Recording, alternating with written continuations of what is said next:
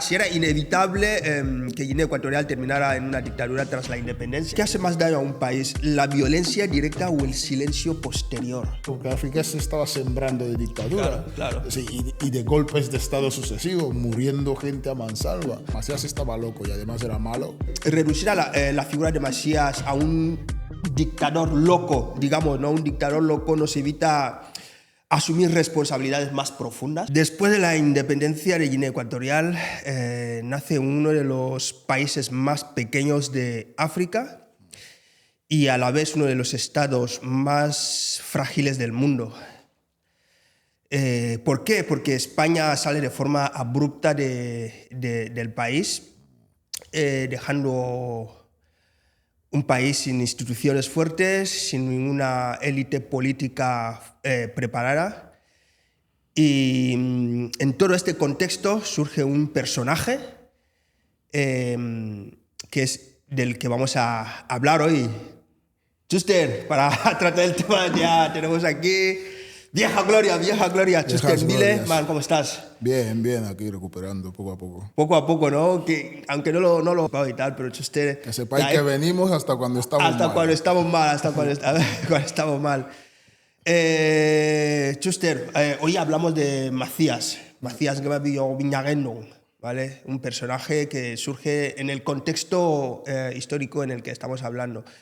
Como siempre, a modo de introducción, man, me gustaría preguntarte si Macías es el principio del trauma de Guinea Ecuatorial. Sí, no. No, porque es la continuación del periodo colonial, pero sí, si cogemos como fase inicial, como periodo inicial, octubre del 68, ¿no? Digamos que Sí. el día que formalmente, a efectos de Naciones Unidas y todas estas cosas, nacimos como país o república independiente. Entonces sí, porque es el primer presidente de la república y es el que ocupa el cargo más alto, la alta magistratura del país y básicamente el que toma las decisiones. Pero no es el único responsable.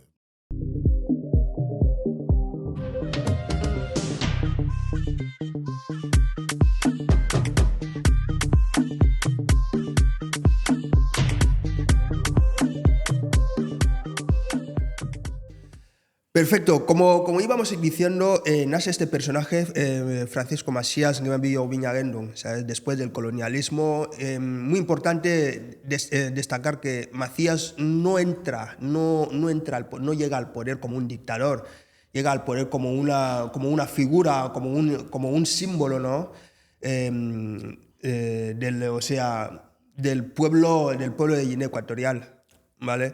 Pero lo que pasa es que tenemos muchas preguntas, ese tipo de preguntas aquí, tengo unas cuantas preguntas aquí que quiero que vayamos contestando, del por qué, por ejemplo, la figura de Macías, ¿por qué con qué propósito se ha ocultado en Guinea Ecuatorial? Porque nosotros aquí ahora mismo vamos a hablar como cualquier joven de Guinea Ecuatorial, que todos, al menos de nuestra generación, tenemos la figura de Macías, la tenemos más o menos igual, la conocemos más o menos, todos tenemos la misma información. Cuatro datos. Cuatro datos que no son datos, digamos, objetivos, digamos, más o menos objetivos, son datos que tu padre te dice, tu madre, tu abuela te dice que este hombre fue tal. Pero vamos a más o menos la pequeña información que podemos tener. Tenemos que explicar primero que la gente más o menos sepa quién fue Macías, ¿no? Yo creo que más o menos que es lo que primero tenemos que explicar, ¿no? ¿Quién fue? ¿Qué podemos decir a la gente? ¿Quién fue ese personaje? Sí. Empiezas bien apuntando que nosotros, como generación, desconocemos mucho, ya no solo de Macías, sino de todo el periodo, de todo lo que fue su régimen. Sí, ¿no? sí. Entonces desconocemos mucho. Sí que es verdad que como no hace tanto, sigue habiendo bastante gente viva que puede dar testimonio, pero el problema es lo que tú has dicho, el problema es que muchas veces son opiniones que vienen sesgadas por la cercanía o la lejanía que tuvieran de él y por el afecto o el desafecto. De forma las emociones y tal. Exacto, que sintieran por él. Entonces, si a eso le sumamos que el régimen actual en un intento de hacer nosotros somos los buenos y ellos fueron los malos, pues han ocultado mucho, se ha ocultado mucho. Así se explica que no esté metido en los planes educativos. Tú y yo estudiamos en Guinea y no lo vimos en el colegio. No sabemos nada. Sabemos más de Franco que de Efectivamente. Sí. Entonces es esto. Lo que yo sé de Macías, por ejemplo, era oriundo de Mongomo, de un pueblo que se llama Nzangayo o algo así. Sí. Era de la misma tribu que el presidente ahora, que Obiang, que tienen ese vínculo de tribu. No sé si hay vínculo sanguíneo, no, creo que no. Pero le dicen que era su tío. Sí, pero desde el punto de vista tribal. Tribal sí. Puede ser, sí. Entonces, y eso, que durante la fase, o en la última fase del periodo colonial, Macías había trabajado para el régimen colonial como traductor en tribunales de raza. ¿Sabes? Que nosotros, como en muchas poblaciones africanas, cuando teníamos algún tipo de conflicto, siempre lo intentamos resolver a la manera tradicional, pero conforme los españoles, las instituciones españolas se fueron asentando más en Guinea, pues se fueron metiendo más también en nuestra vida, digamos, privada, interrumpiendo nuestras tradiciones, nuestra forma de funcionar. Y Macías hacía traductor en tribunales para personas que no podían expresarse en español, pues él traducía lo que querían del FAN al español, sí. y las sentencias o resoluciones o lo que sea del español al FAN. Digamos que él trabajaba como un funcionario, Sí, fue funcionario, ¿no? Fue 2 veces condecorado por Franco. Sí, ¿no? Era un funcionario en la época colonial, o sea, que conocía muy bien a los españoles. Sí. No sé, me quiere sonar, me puedo equivocar, no sé si llegó a ser alcalde de Mongomo o alguna cosa así, no lo sé, no estoy seguro. Pero sí, a nivel de trabajo, a nivel de experiencia, antes de llegar a ser presidente, eso es más o menos lo que sé. También sé que él no fue un protagonista, digamos, de la lucha anticolonial. No, o sea, por lo menos no fue de los primeros. Cuando nos cuentan esto de Enrique Mbó, Acacio Mañé, entonces él no estaba, o sea, estaba vivo, era mayor, pero no participaba. Y él entra muy tarde, cuando hay que tener en cuenta que estos que acabo de citar son mayores que los Bonifacio, los Atanasio y tal, sí. Él entra muy tarde. Pero lo que sí que es verdad que hay que reconocerle es que hay que reconocer desde el punto de vista de la audacia política. Al final la política consiste en conseguir el poder. Claro. Y el que hace la estrategia mejor para conseguirla es el que gana. Sí. Él, dentro de la terna de Atanasio, Bonifacio y él es el que enarboló un discurso que no sé si decir popular o populista, porque él prometía cosas que entró con un discurso directamente confrontativo. O sea, es decir, esta gente se tiene que ir, tenemos que quedarnos en sus casas y serán para todo. Claro, luego faltaba hablar el lenguaje del pueblo, sí, o sea, el idioma del pueblo, ¿sabes? Exactamente. Luego faltaba gente que dijera, a ver, nosotros somos un montón y no cabemos todos en esas casas. Pero bueno, él tiró por esta vía, tiró por un discurso populista y muy confrontativo con el poder. Digamos que Macías entra en el poder a través de unas elecciones democráticas. Yo creo que sí, ¿no? ¿Sí? Elecciones democráticas que aunque la gente no se lo puede llegar a imaginar, en Guinea Ecuatorial celebramos elecciones democráticas, transparentes, antes que en España. Vamos a dejarlo en elecciones. Yo creo que fueron transparentes, tío, porque todos los partidos aceptaron aceptaron al ganador. Creo que eso no está en discusión. Por ejemplo, yo sí que me cuesta mucho decir que fueron democráticas porque, a ver, había por encima de un 80-85% de analfabetismo. La gente votaba más desde el corazón que desde la cabeza. Evidentemente. Como ahora también, ¿eh? Muchos países se vota más desde las tripas que desde la cabeza. El razonamiento lógico. Pero también ocurre... Macías no gana esas elecciones. Hace una coalición. Pasa lo que yo he dicho antes. Él negocia bien. Claro. Entonces, él no las gana Bonifacio. Pero él queda segundo y entonces el tercero es el que hace de desempate. Es el que depende de a dónde vayan los votos de Atanasio, claro, habría salido uno u otro. Entonces, por lo visto, y aquí esto no es, yo no lo digo como información, lo digo como una de las fuentes de opinión que yo tengo. O sea, por lo visto, Macías, cuando se hace la primera ronda de votaciones y queda Bonifacio primero, Macías segundo y Atanasio tercero, primero, Bonifacio no busca a Macías.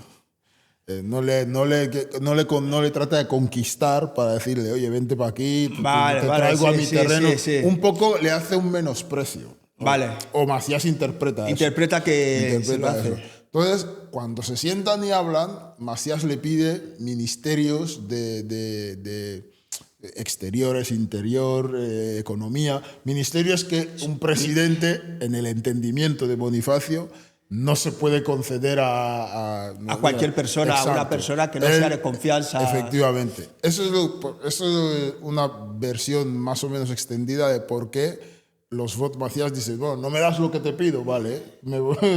O sea, perdón, Atanasio. Atanasio, sí. Atanasio, que era el tercero. Estamos hablando, el desprecio de exacto. De Bonifacio era Atanasio, exacto, no a Macías. No a Macías. Sí. Atanasio es el tercero y es el que tiene que desempatar. Es el que tiene que desempatar, exacto. Sí. Si lo he dicho mal, que se me entienda. Entonces, eso que Atanasio le pide a Bonifacio y no le da, por lo visto, Macías se lo da. Se lo da todo. O por lo menos le dice que se lo va a dar. Para ocupar la silla.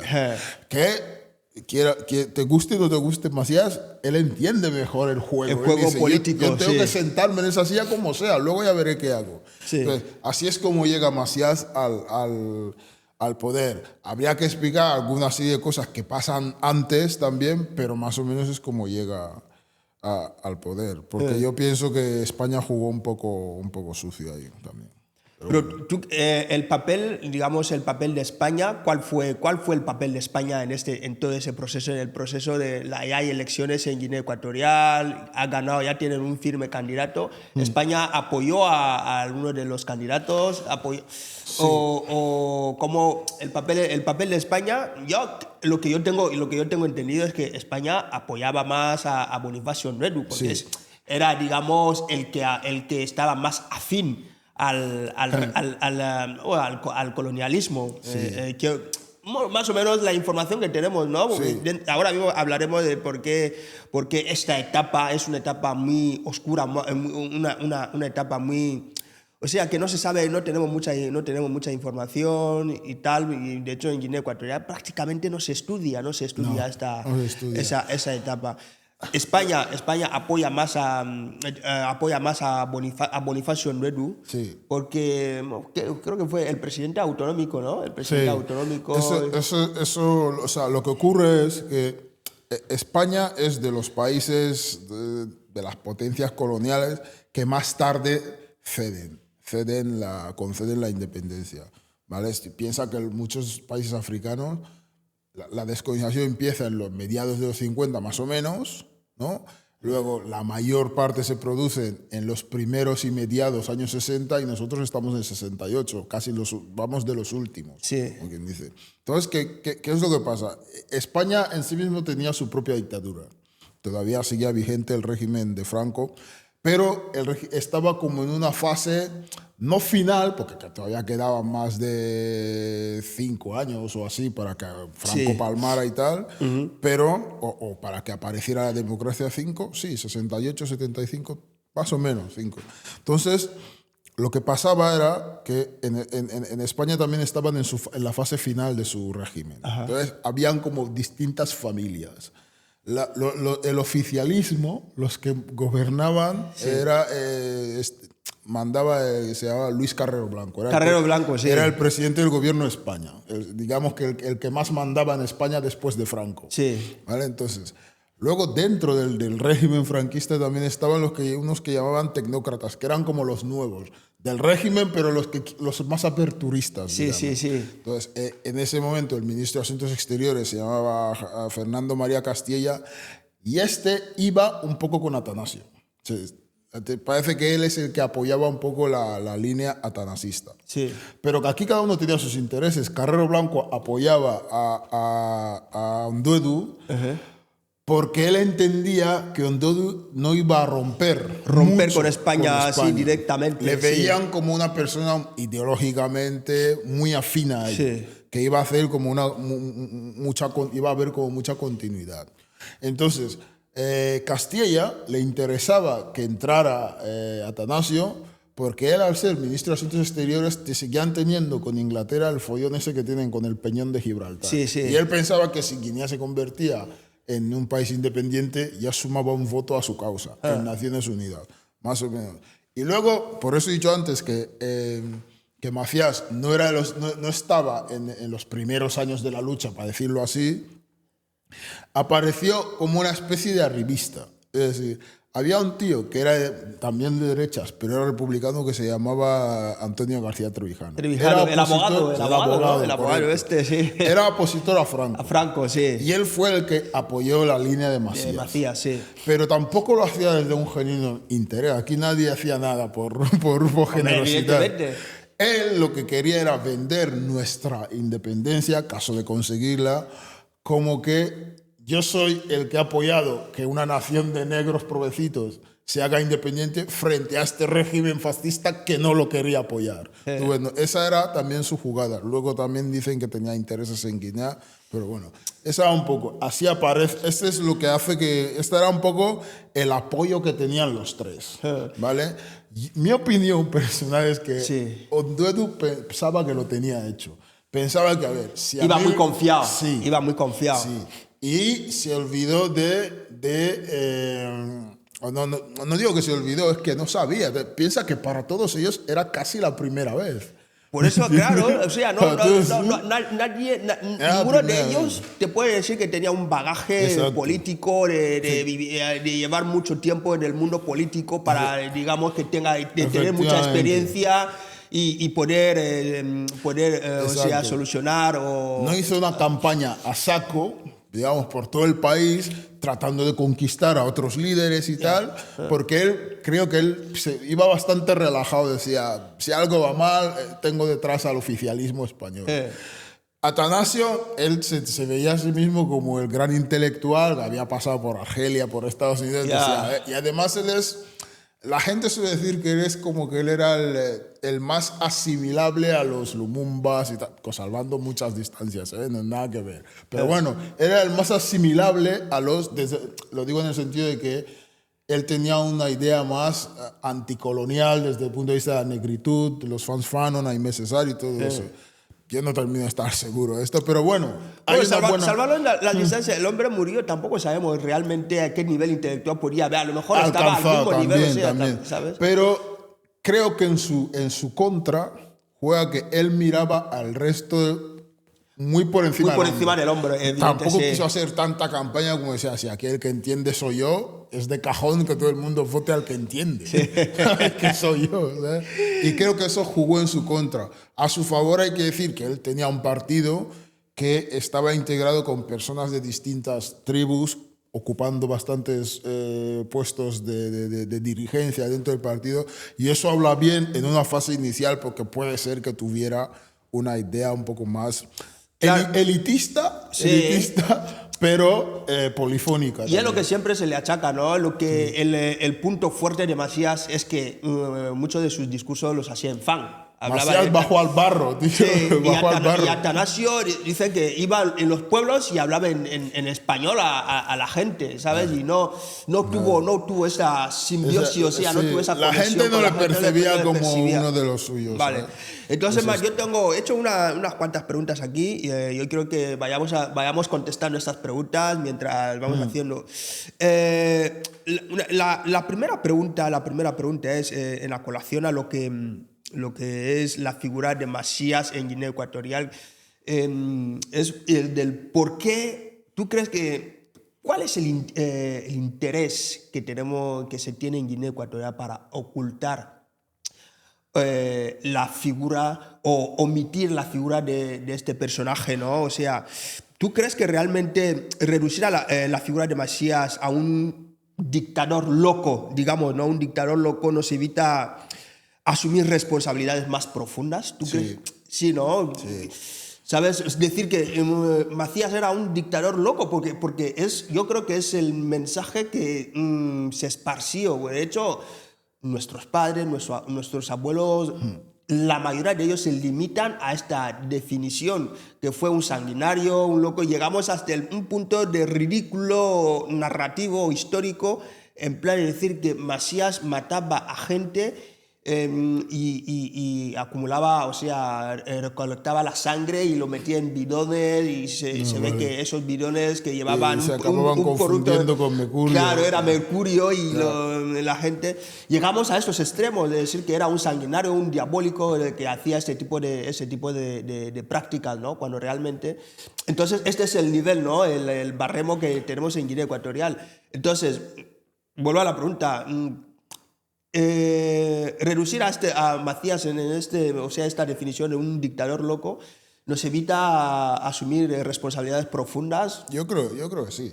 A ver, dictador era, dictador fue, o sea, aquí yo no, al menos en mi opinión, su régimen fue por lo menos todo menos los primeros 5 meses, o sea, todo menos los primeros 5 meses. Lo que pasa es que en una fase, y esto siempre es mi opinión, o sea, admitiendo que me puedo equivocar, lo que pasa es que en la fase inicial de un país, en un país que echa a andar, claro, ¿sabes? Tío.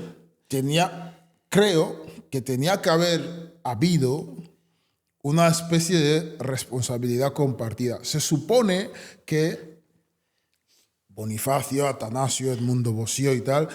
Toda esta gente que había y todos los ministros, especialmente yo tengo mucha curiosidad, perdona que haga este paréntesis, por el periodo autonómico. Es todavía más desconocido que de Macías hacia adelante. ¿El periodo? O sea, autonómico, que lideraba Bonifacio. Sí, bueno, estaba Bonifacio, ¿Cómo sí. fue? Porque él era, sin ser en un país independiente, se puede decir que era el presidente y sus consejeros eran los ministros. Sí. ¿No? Digamos, era una autonomía, pero digamos que de puertas para adentro ese sería el funcionamiento. Entonces, ¿cómo funcionaba? Si lo hicieron bien, si lo hicieron mal, si hubo corrupción, si no hubo.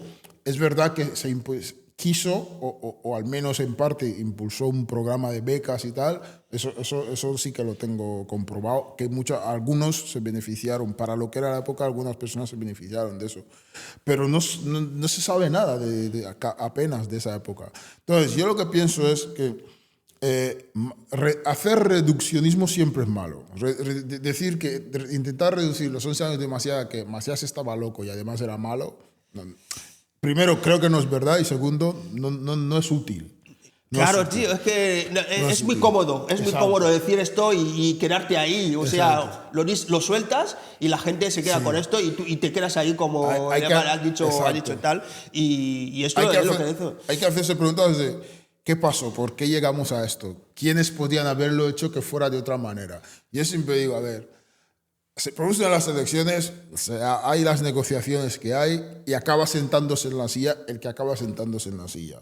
Quiero decir, a lo mejor, en lugar de dar un golpe de Estado a los 5 meses, de intentar dar un golpe de Estado a los 5 meses, a lo mejor lo inteligente habría sido juntar todas las cabezas. Hagamos la hipótesis de que Macías era malo. Sí. Y todos los que no eran Macías eran buenos. Bueno, sí. ¿Vale?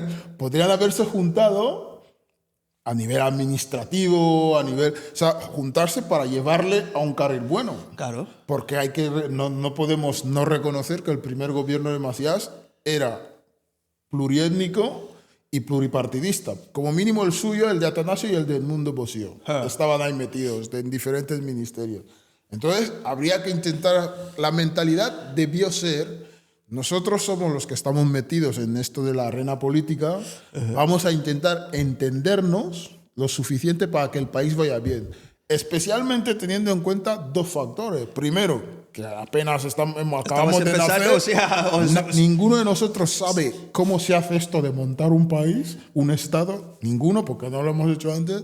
Y mirando lo que está pasando alrededor, porque África se estaba sembrando de dictadura. Claro. Sí, y de golpes de Estado sucesivos, muriendo gente a mansalva. Entonces, podríamos decir, no, por simplemente efecto espejo, decir, esto no lo queremos. O sea, no queremos que aquí muera gente a mansalva. ¿Y cómo evitamos eso? Vamos a intentar explorar otro camino entre todos. Y eso nadie lo propuso.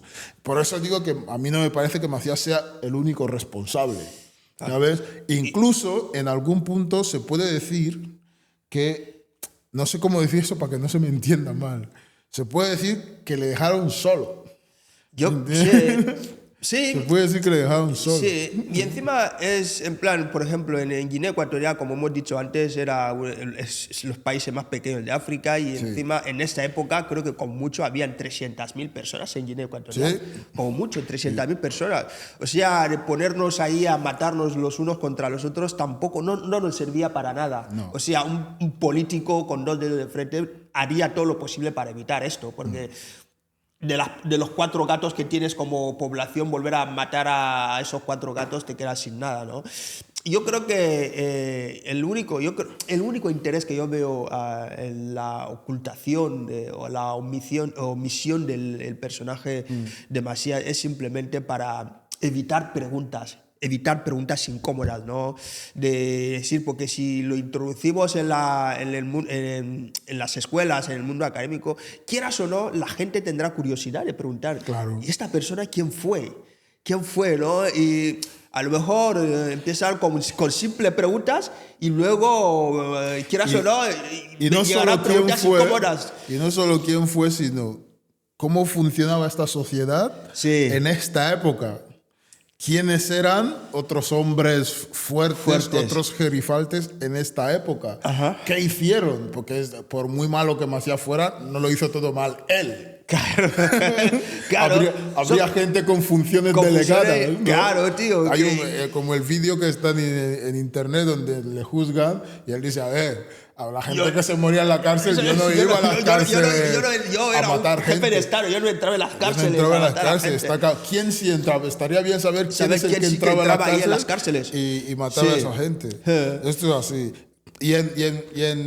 Igual que he dicho que en cierta medida, o sea, se puede, en algún aspecto se puede interpretar que se dejó solo, sí que es culpa de Macías, para decirlo así, que él tampoco, después de ese primer intento de golpe de Estado, no hizo más por reconciliar, para conquistar a gente como a gente mayor, o sea, abordar eso como decir, señores, somos africanos y hemos heredado un Estado a la occidental. Como nosotros no sabemos cómo funciona un Estado a la occidental porque nunca hemos montado uno, ¿por qué no intentamos arreglarlo desde el punto de vista de mayores africanos? ¿Cómo hacemos para que aquí esto funcione? Tal? Yo creo que este camino también él tampoco lo favoreció. Sí. Y eso también está en su debe. Este punto de sosiego, análisis en frío, poner los números y interpretar los números de forma calmada y tal, yo creo que les faltó a todo. Y yo creo que llegó a un nivel de desconfianza, porque como decimos, un país que acaba de nacer es un país muy frágil, donde la gente...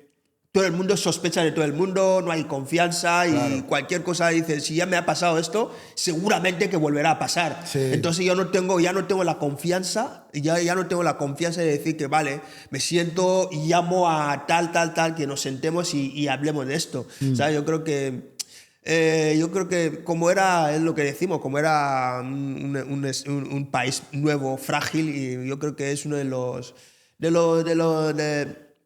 los problemas que tuvimos en esa época, ¿no? Y luego pasó otra cosa también, que todos, en general, eran todos víctimas de su época. Es decir, una de las cosas que el colonialismo hacía era promover a los menos capaces en general y descabezar a los más capaces. Evidentemente, ¿vale? tío. Es bastante entendible que las personas que llegaron a estar en posiciones de poder ocupar el poder no eran los más capacitados en Guinea. Eso para empezar. Segundo, cuando Macías, yo suelo decir que quien sea que hubiera Bonifacio, Atanasio, Edmundo Bossio, quien sea que se hubiera sentado en esa silla, creo que habría acabado siendo un dictador por dos cosas. Porque tenían dos maestros. Sí. El colono que se acababa de ir, que ese tío no eran demócratas, no gobernaban desde parámetros de democracia. Eso era un maestro. Y el segundo eran todos los dictadores que estaban creciendo en África. De hecho, sí. Si tenían que copiar a alguien, claro, todos los ejemplos eran malos. Has adelantado una de las preguntas que tengo. Una de las preguntas que tengo apuntada aquí, porque quería que expliques si era inevitable que Guinea Ecuatorial terminara en una dictadura tras la independencia. ¿Tú crees que era inevitable? Yo creo... ¿Se podía evitar que Guinea Ecuatorial entrara en el régimen dictatorial? Yo, sinceramente, creo que no. O sea, yo creo que no se podía evitar. Creo que no, por lo que te acabo de decir. Aquí, cuando tú vas a hacer algo, tienes que tener una referencia. Lo has visto hacer, tienes una idea de cómo se hace. Sí. ¿Vale? Entonces, o copias lo que hacían los colonos, sí, o copias lo que hacen gran parte de los dictadores. Ten en cuenta que es un país que había en África. Sí. ¿Vale? A no ser que seas una persona muy instruida y tengas de ejemplo a, yo que sé, a Kwame Nkrumah o gente así. Pero no era lo corriente. No era lo corriente. No era el panorama. Ten en cuenta que estamos en la... Kwame Nkrumah ya lo han derrocado de Ghana. Sí. Ya hay muchos padres de las independencias que están fuera de circulación. O asesinados o derrocados. O sea, lo que está de moda son las dictaduras. Entonces, punto uno. Y otra cosa que contribuye a que no hubiéramos sido democracia en ninguno de los casos es que por encima de 80 de analfabetismo, tío, ¿qué sale de ahí? Es complicado. Que la colonia se ocupó de que las grandes bolsas de población permanecieran en eso, en la más profunda ignorancia y el más profundo analfabetismo. Es esto. Hubiera sido, salvo milagro, hubiéramos acabado por ahí. Cosa distinta, y esto alguna vez lo hemos comentado, yo sí que pienso que una dictadura puede fundar una democracia. Depende qué tipo de dictadura sea. O sea, si tú eres un dictador, pero tienes claro que quiero que mi pueblo se eduque, quiero que mi pueblo coma, quiero que... Si eres disciplinado... Por eso ahí... Si eres disciplinado, sí, ¿sabes? Y haces... por ejemplo, tú puedes ser dictador, sobre todo en una fase inicial como esa, pero hacer que prevalezca el mérito. El que vale, vale, más allá de que sea mi primo, mi tío, de mi tribu o de aquel. Si claro, vale, tiene que estar ahí. Claro. Si tú haces un poco que prevalezcan esos criterios, eso puede acabar dando lugar a un país más seguro, más eficaz, y sobre todo a nivel de valores. Fundamos un país con valores de meritocracia, talento, o sea, el mejor es el que tiene que llegar, ¿sabes? Que fundamos un país así. Y todo eso, y cogimos el camino contrario. Partimos de la base que la dictadura es un sistema político, sí, tal como es la democracia. Lo que pasa es que, ¿por qué la dictadura siempre acaba mal? ¿Por qué la dictadura, cuando un hombre llega a ser, por qué dice este hombre es un dictador? ¿Por qué? Porque cuando hablamos del régimen dictatorial es que una sola persona concentra los tres poderes. Entonces, y nosotros tendemos a ser, cuando un hombre amasa el poder, tendemos a ser corruptos. ¿Entiendes? ¿No? Por eso la dictadura, o sea, cuando ya tienes tanto poder, ya te crees Dios, sí, y ya te crees que tú eres el que dicta la ley, ya eres soberano, ya dices quién vive, quién muere, ya te sientes tan poderoso, sí, que al final... Y no solo el que dicta, sientes que eres el único que sabe lo que hay que hacer. Que sabe lo que hay que hacer. Por eso la dictadura, el régimen, o sea, el sistema político dictatorial no acaba mal porque es un sistema muy malo. Es simplemente porque la condición humana, el ser humano, no puede. Es muy difícil que el ser humano tenga tanto poder y que no se corrompa. Y que no se corrompa, claro. Ahí está el problema. Eres un dictador. Si tú, como tú dices, tienes un proyecto de país y dices, yo tengo un horizonte, como siempre hablamos de las tradiciones de nuestras etnias. Sí. Estáis en un periodo donde veis que encontráis un bache, creáis una tradición que os ayuda a atravesar ese bache. Claro. Cuando ya estáis, ya lo habéis superado, Ya está, Sí. se acaba la tradición y para otra cosa. Si una dictadura, si un régimen dictatorial sirve para un bache, si sirve para atravesar un bache, Sí. tío, que se haga y que se avance. que se avance, ¿entiendes, no? Y yo es que es... Y que se vaya adaptando. O sea, Claro. el ejemplo que tú pones de la tradición es que una vez superado una cosa, si funciona, se mantiene hasta que ya no funcione y lo adaptamos a otra cosa. Esto es así. Sí. O sea, estoy de acuerdo con lo que dices, pero hay una parte que es que falló todo, tío. O sea, falló todo. O sea, falló Macías, falló entre Los comillas, demás, los enemigos de Macías, falló todo. Y falló los cargos intermedios también. La gente que estaba, que digamos que era de la cuerda de Macías, pero que estaba en puestos intermedios, segundos y terceros. Sí. Esa gente también falló, porque muchas de las muertes que se produjeron a manos de gente que no era Macías. Que no era Macías. Y a espaldas de Macías. Vale, man, vamos a la siguiente pregunta. ¿Qué hace más daño a un país? ¿La violencia directa o el silencio posterior? Hostia, qué buena pregunta, tío. Es una pregunta que da mucho que pensar y yo creo que el silencio posterior, porque el silencio es que el silencio... Ya, pero lo segundo es consecuencia de lo primero. De lo primero, pero lo que pasa es que lo primero es una acción directa, es una acción que la gente sabe que está ahí, pero el silencio posterior se contagia a diferentes generaciones, Sí. ¿sabes? Porque la violencia directa yo creo que solamente puede durar, como mucho, 2 generaciones. Porque la gente llega a un momento que la gente ya dice, esto no está bien. Pero el silencio posterior es complicado, tío. Estoy de acuerdo en parte porque es verdad que normalmente la violencia directa, la represión directa, suele durar menos que el silencio posterior. Eso Claro. es verdad. ¿Pero por qué? Porque esa primera violencia sirve para que la gente pierda la valentía, pierda el coraje de volver a rebelarse contra lo que interpretan que es malo. Claro. Ese silencio que se va transmitiendo de padres a hijos es: no te metas en política, no hagas tal que puede pasarte tal, o sea, no llores al muerto en el patio de delante, ves para atrás donde no te ve nadie, ¿sabes? Ese tipo de cosas. Es más duro porque dura más y hace más daño y anula cualquier capacidad de pensar, de emprender, incluso de organizarse, incluso de juntarse para sentarse y hablar de cosas livianas de nuestra vida. Bro, Sí. ¿Nos sentimos identificados, tío? Absolutamente. Bro, es que... Absolutamente. Este silencio posterior, tío. Absolutamente. Todavía te... Sí. No, yo creo que el silencio posterior es más peligroso. El silencio posterior es más... El primero tiene la gravedad de que es muerte directa, gente que va a la cárcel, gente que muere de forma abrupta y tal, pero lo otro es más dañino a largo plazo y deja un pozo que es más difícil volver del silencio. Del silencio porque sucede a la dictadura. Es una buena pregunta, lo volveremos a traer. Vamos a volver a tratar ese tema. Sí. Hay una pregunta ahí aquí que tengo apuntado que yo creo que no hace falta comentarlo mucho. Es que si Guinea Ecuatorial ha enfrentado realmente al trauma del periodo de Macías. Creo que no lo hemos lo ha grabado.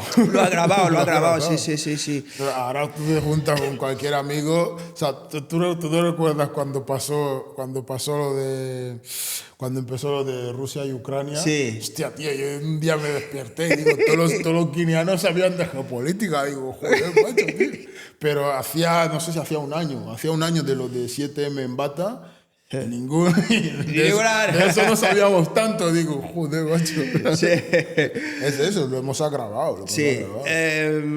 La siguiente pregunta. ¿Puede una sociedad sanar sin verdad, justicia y memoria? Imposible. Entonces, nuestro tema es un poco complicado porque yo, sinceramente, a lo mejor ya ha pasado, que a lo mejor yo no sé si ya ha pasado o no ha pasado, porque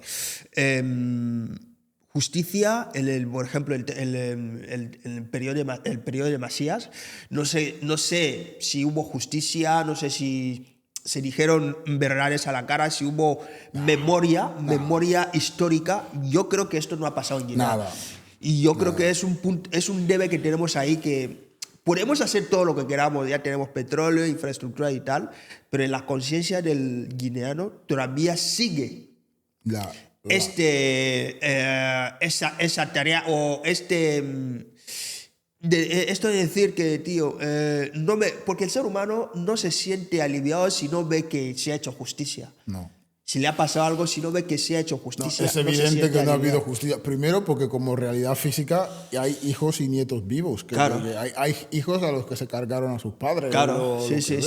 Están vivos. Sí. O sea, y no hay memoria porque no está en las escuelas eso. O sea, que todo eso se hizo y todo eso pasó como pasó. No se estudia en los no se estudia en las escuelas. No se puede ni contar en un bar. Bueno. Claro, y esto es lo que hace que en Guinea la gente... Esto siga así. Y no falta memoria, aparte de ponerlo en las escuelas, que más o menos se rinda homenaje a la gente que perdió. Efectivamente, falta memoria, y yo lo que yo más echo de menos, o sea, los homenajes, todo eso está muy bien. Sí. Lo que falta es normalidad. Sí. Que se pueda hablar de eso con normalidad. Normalizarlo, tío. Sí. Estas cosas que se pueda aprender, que pueda decir, hostia, no sabía que a ti te pasó tal cosa, tal, que tú puedas normalizar eso, ¿vale? Sin que sea un tema de conflicto. Evidentemente, para las víctimas directas siempre va a producir cierto dolor, pero digo normalidad en el sentido de que ni lo que ocurrió se oculte, ni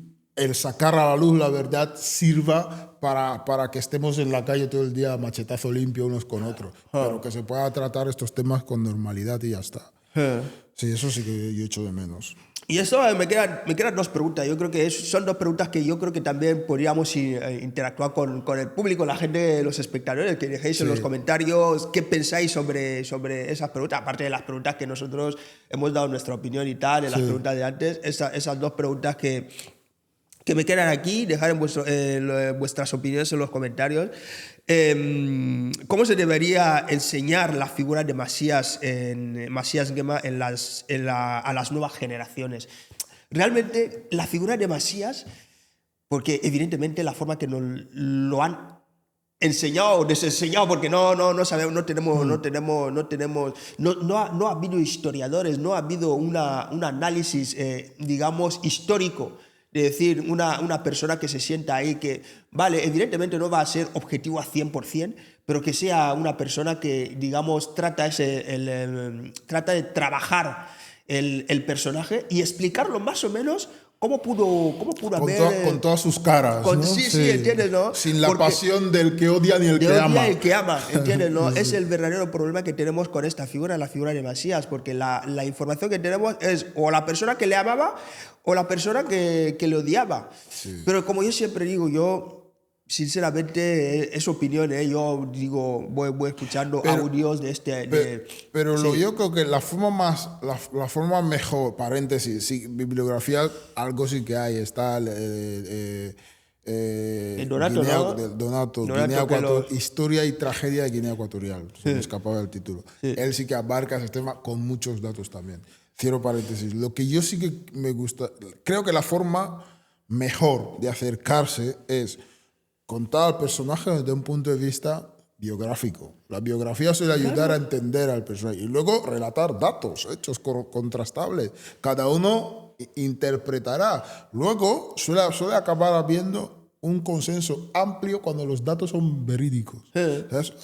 Acabar habiendo un consenso amplio. Entonces, nadie me tiene que convencer de su versión. Ahí está. Lo que a mí me gusta es, por eso siempre intento beber de varias fuentes, que tú me des el dato lo más concreto que puedas, lo que ocurrió, lo más contextualizado que tú puedas, y yo llego a la conclusión. Yo soy capaz de imaginar que... Yo no descarto, por ejemplo, que el primer Masías, digamos, tenía una idea de país en la cabeza. Yo no lo descarto. Claro. ¿Vale? O sea, la hubiera apoyado o no, pero tenía una. Tenía un proyecto de país, digamos. Yo no descarto que el 5 de marzo del 69, después del golpe, el tío, 5 meses, te hacen sentir tu silla frágil cuando te acabas de hacer presidente. Claro. Él se atrincheró. Probablemente los que están alrededor de él le ayudaron a trincherarse, porque también se cuenta que este hecho marcó, es el inicio de que el poder se fue concentrando más en oriundos de Mongomo y ya se iba quitando a gente de lejos por desconfianza. Digo, este que es mi hermano tiene menos posibilidades o va a tener menos intención de darme un golpe de Estado que uno que no lo es, uno que es más lejos. Sí. Entonces, ahí hay también factores humanos que influyeron. ¿Me entiendes? Que quizás otros hubieran podido corregir. Como he dicho antes, intentar llevar el país con otra mirada. Sí, y es lo que siempre comentamos, ¿no? Tratar de entender la figura de Macías, tratar de comprender al personaje, no significa que le estés apoyando, no significa apoyarle. Si me ponen a Macías ahora mismo, ¿cómo no le voy a entrevistar para saber cómo que para saber yo que ha gobernado el país 11 años, me interesa lo que tiene que decir. Me encantaría lo que... Sí, pero esa pelea no la des, porque... Ahí está, ¿sabes? Porque mucha gente verá el vídeo o lo que sea, ¿no? Porque esta gente se interesa por Macías, bueno, no, le apoya. No, es simplemente querer entender al personaje. Como dice Reverte, pero, ¿no? Claro. Terminas de hablar con él. Si te parece malo, le pegas un tiro y ya está. Pero entender al personaje, es un personaje, o sea, forma parte de nuestra historia. No podemos borrar esa historia, es la historia de Guinea Ecuatorial. Entre comillas... Esto que los yankees llaman founder fathers, ¿no? Los padres fundadores. Ese fue el primer presidente de la República. Claro, no puedes ignorar su figura. Yo cuando yo empecé el programa diciendo eso fue una dictadura, pero decir que Macías era un dictador ni me da ni me quita, no resuelve nada en sí mismo. Lo que resuelve es entender qué hizo que llegue a ser dictador, qué caminos hubieron para que no lo hubiera sido, si se pueden explorar esas vías. Intentar comprender en qué circunstancias, en qué contexto, por qué pasaron las cosas, no te hace cómplice ni de lo malo ni de lo bueno. Primero porque no estábamos ahí para que pasara. Yo no soy maciista, pero quiero entender, y si hizo algo bien, hay que decir que hizo algo bien, y si lo hizo mal, decir que lo hizo mal. ¿No? Y ya está. Todo este problema es la incapacidad que tenemos para mirar las cosas críticamente. Nos han educado para ser cabezas acríticas, para ser ciudadanos acríticos, que funcionamos como si todo fuera el equipo de fútbol. Mi Madrid o mi Barça, mi Macías o mi no Macías. No etiquetar a la gente. Si tú dices esto, ya eres esto. Si tú dices esto, ya eres lo otro, ¿sabes? Hay que entender qué pasó y ya está. Y sirve, eso es conocimiento. Sí. Conocer es esto, lo malo y lo bueno. Última pregunta, ¿qué responsabilidad tenemos hoy en día hablar o callar sobre esta historia? Toda la responsabilidad. Tenemos toda la responsabilidad. Yo creo que, de hecho, por eso nos urgía hacer ese capítulo, ¿sabes? Porque ya no es sentido, porque como siempre dices, ¿no? Cuando hablan de jóvenes que no me incluyan en este a mí ya no me incluyáis en jóvenes, tío, porque ya esta figura o sea, minimizar o sea, de ser siempre jóvenes, tío, es lo que hace que eludamos responsabilidad que ya tenemos que ir cogiendo y tal. No, y además, porque para empezar, hablar de esto sirve para una cosa mínima. Hemos empezado diciendo que nuestra historia y nuestra historia postcolonial es básicamente el régimen de Macías, porque después ya es todo obvio. O sea, nuestra historia no estaba al menos cuando yo estudiaba, no estaba en las escuelas. No lo hemos aprendido de una forma, digamos, académica. Tú tienes una gota que te dijo tu abuelo o tu padre o tu tío con las filias y las fobias que tuviera tu tío. Yo tengo otra gota, el otro tiene otro trozo de la historia. Conversar sobre esos temas lo que hace que algunos trozos se vayan juntando. Eso para empezar. Y luego...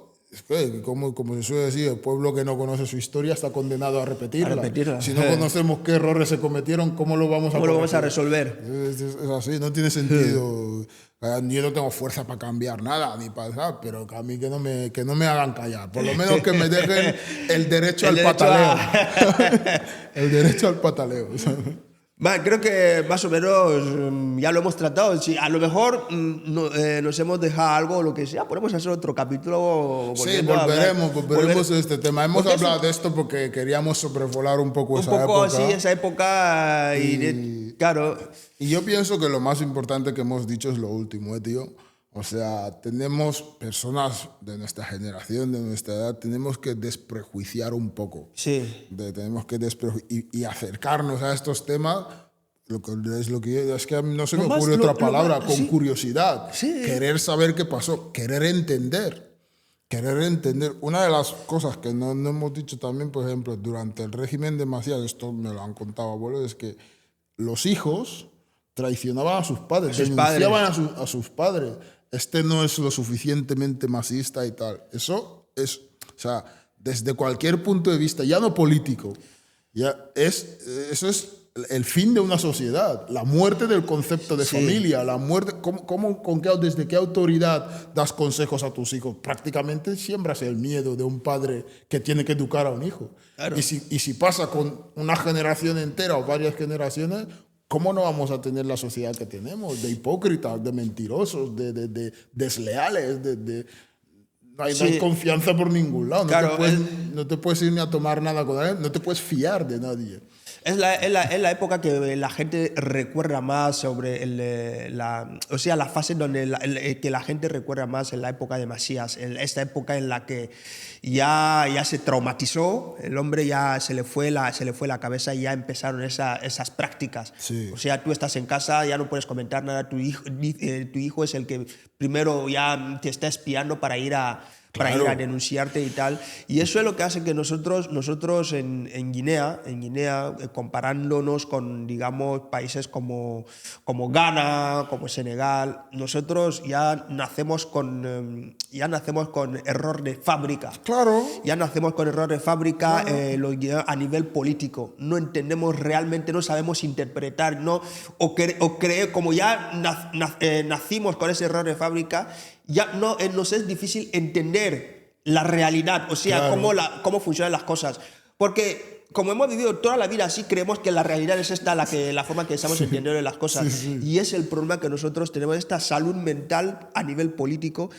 Lo tenemos. Yo cuando hablo con un joven senegalés, con un joven de Ghana a nivel político, yo veo que estos tienen otro concepto de política que nosotros. Claro. ¿Entiendes? ¿No? El opositor no es su enemigo. No es su enemigo. O sea, él y su amigo conversan hablan sobre temas políticos, y no hay ningún problema. No hay problema. ¿Sabes? O sea, ¿y qué pasa?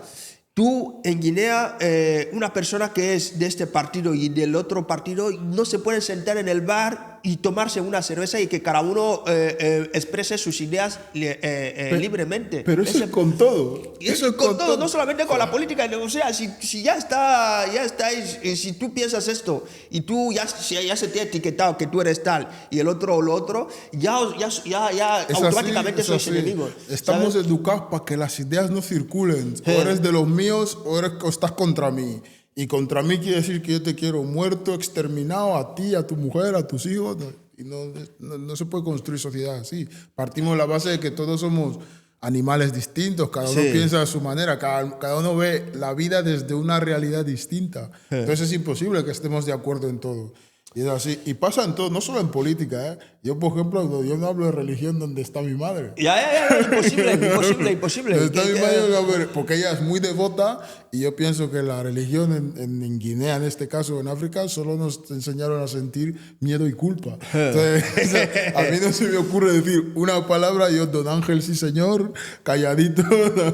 Claro, porque mi madre la quiero mucho, la respeto y tal, pero pasa esto, no permitimos que las ideas circulen para estar en acuerdo o en desacuerdo, no lo permitimos. Y es una cosa que creo que es una responsabilidad generacional que tenemos que cambiar, poder convivir con la diferencia y que no pase nada, Más breve conclusión, ya está. Perfecto. Pues lo vamos a dejar aquí ya, simplemente a modo de conclusiones, simplemente decir a la gente que entender el pasado no lo va a cambiar, pero ignorarlo garantiza que se repita. Efectivamente. Es la conclusión de todo esto. O sea, efectivamente. Y lo vamos a dejar hasta aquí. Señores, ya como sabéis, opiniones en los comentarios, opinar sobre ese tema, ¿vale? Exacto. Pensar por vosotros mismos, por favor. Ahí está. Eso es Afropositivo, el podcast donde África piensa y el mundo escucha. Nos vemos en el siguiente capítulo. Chao.